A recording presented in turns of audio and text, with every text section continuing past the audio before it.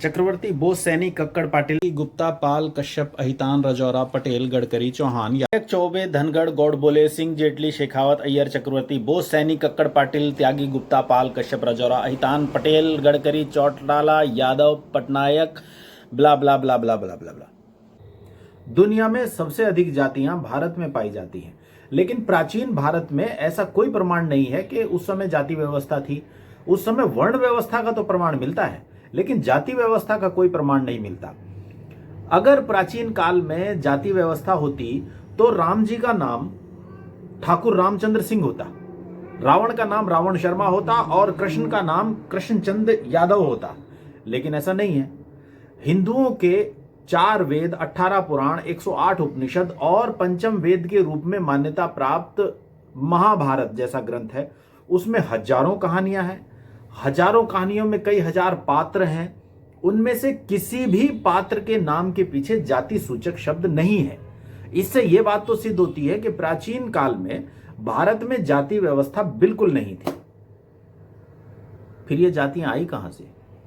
ईसा से लगभग 300-350 साल पहले जब भारत पर सिकंदर ने आक्रमण किया तो सिकंदर बहुत अच्छी तरह जानता था कि अगर किसी देश को गुलाम बनाना हो तो उस देश के लोगों को उनकी सभ्यता, उनकी संस्कृति, उनके इतिहास और उनकी शिक्षा पद्धति से वंचित कर देना चाहिए।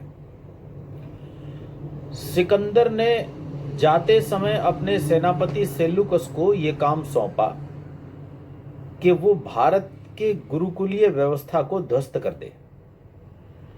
हालांकि चाणक्य और चंद्रगुप्त के कारण सेल्यूकस यहां अपने पैर नहीं जमा पाया। दूसरी जो चीज यूनानियों की समझ में नहीं आई वो थी भारत की वर्ण व्यवस्था। ग्रीक भाषा में एक शब्द है कास्टा, उसी से शब्द बना है कास्ट। कास्टा का अर्थ होता है प्रजाति। तो ग्रीक लोग जब यहां आए तो उन लोगों ने भारत की वर्ण व्यवस्था को अपने कास्टा शब्द से परिभाषित करने की कोशिश की।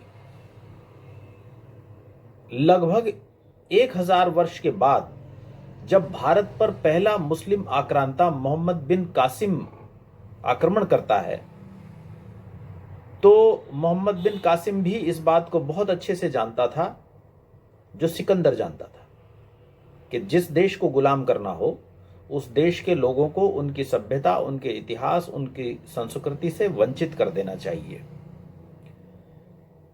मोहम्मद बिन कासिम के भारत पर आक्रमण के बारे में चचनामा नाम की पुस्तक में विस्तार से वर्णन है। मुस्लिम आक्रांताओं के बाद यहां ईसाई आक्रांता आए। उन लोगों ने भी जाति व्यवस्था को सुदृढ़ करने का ही काम किया, क्योंकि जाति व्यवस्था उनके हित में थी, वर्ण व्यवस्था उनके हित में नहीं थी।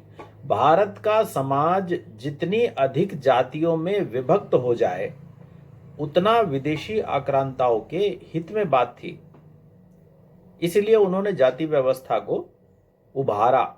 जाति व्यवस्था की एक खामी यह होती है कि कोई व्यक्ति अपनी जाति नहीं बदल सकता, जबकि वर्ण व्यवस्था की यह खासियत है कि कोई व्यक्ति अपना वर्ण बदलने के लिए स्वतंत्र है। महर्षि विश्वामित्र और वाल्मीकि जैसे बहुत सारे उदाहरण खोजने पर मिल जाते हैं जिन लोगों ने अपना वर्ण बदल दिया। वर्ण व्यवस्था में उतना खिंचाव नहीं था जितना भारत की आज की जाति व्यवस्था में आपस में खिंचाव है। कौटिल्य अर्थशास्त्र में यह स्पष्ट वर्णन है।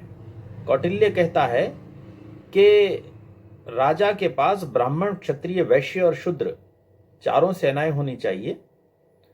बल्कि कौटिल्य ब्राह्मण की सेना को उतना श्रेष्ठ नहीं मानता। वो कहता है कि केवल हाथ जोड़ लेने भर से ब्राह्मण अपने शत्रु को क्षमा कर सकता है। कई मायनों में तो शूद्रों की सेना को कौटिल्य ने श्रेष्ठ सेना माना।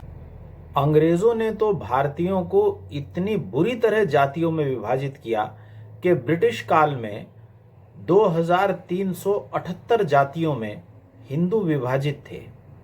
1891 की जनगणना के अनुसार केवल हरिजनों में ही 1156 जातियां थी। अब आप अच्छे से समझ गए होंगे कि भारत की गुरुकुलीय व्यवस्था को ध्वस्त करके और हिंदुओं को जातियों में विभक्त करके ही विदेशी आक्रांताओं ने इस देश पर राज किया। अब आप चाहें तो अपने नाम के पीछे जाति सूचक शब्द लगा सकते हैं।